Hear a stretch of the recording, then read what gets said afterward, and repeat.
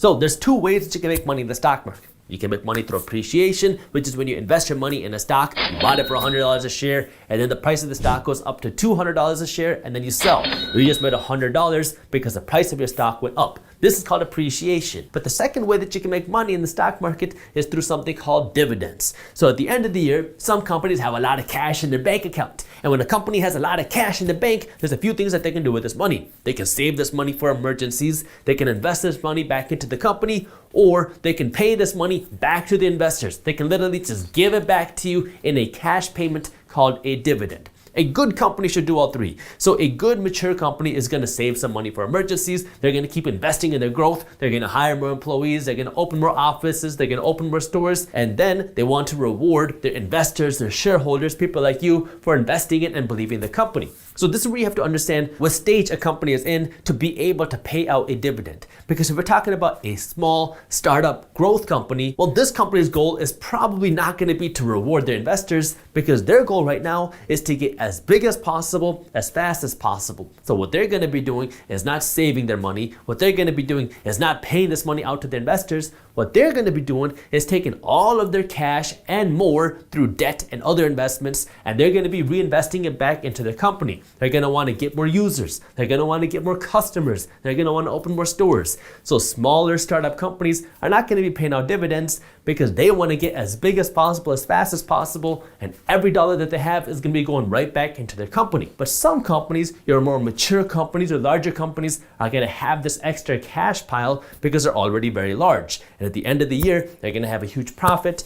And if they want to pay this money out to their investors, one way they can do that is through dividends. It's an actual cash payment that you get without even selling your stock. Now again, there's a couple ways that you can get exposure to these dividends. You can go out and you can individually invest in companies that are paying out high dividends, or you can invest in a dividend paying ETF. So if you invest in a company that's paying out a high dividend, well, now the pro is you'll be able to get a high dividend, and if you invest in a good company, the value of your company will go up. But now the risk is if this company starts to tank, if they are on the verge of bankruptcy, if they start losing money, well then they're going to be forced to cut their dividend, and you can see their stock price crash. The advantage of an ETF now is now you don't have to worry about trying to find the perfect company again, because the ETF is going to give you exposure to a whole bunch of different high dividend paying companies. And now if one company tanks or goes bankrupt, you'll be okay because you're getting exposure to a wide range of companies. The con here is you're not going to get the highest possible dividend because some companies are going to pay a higher dividend than others, and your returns are also going to be averaged out because some companies are not going to do well, but other companies are going to do great. So the goal with an ETF is not to get the best return possible, is to get a slow and steady, consistent return through the market. A couple examples of ETFs that are focused on paying you dividends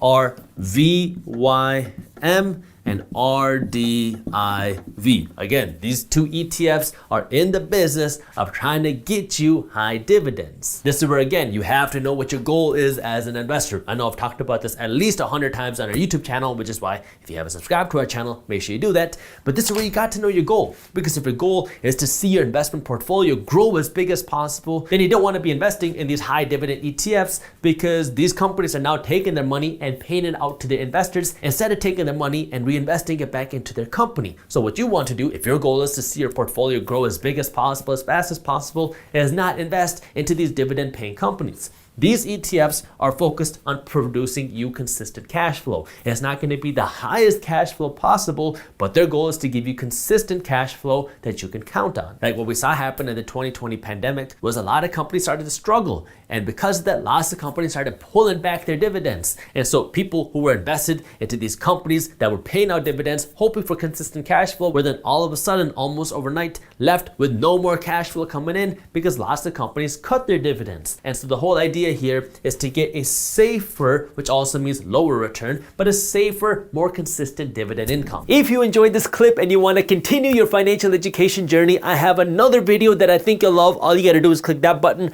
right over there. And for those of you who want to stay up to date on the top finance and business news, you can join Market Briefs, my free financial newsletter, by clicking that button below. Thank you for watching, and I'll see you in the next one.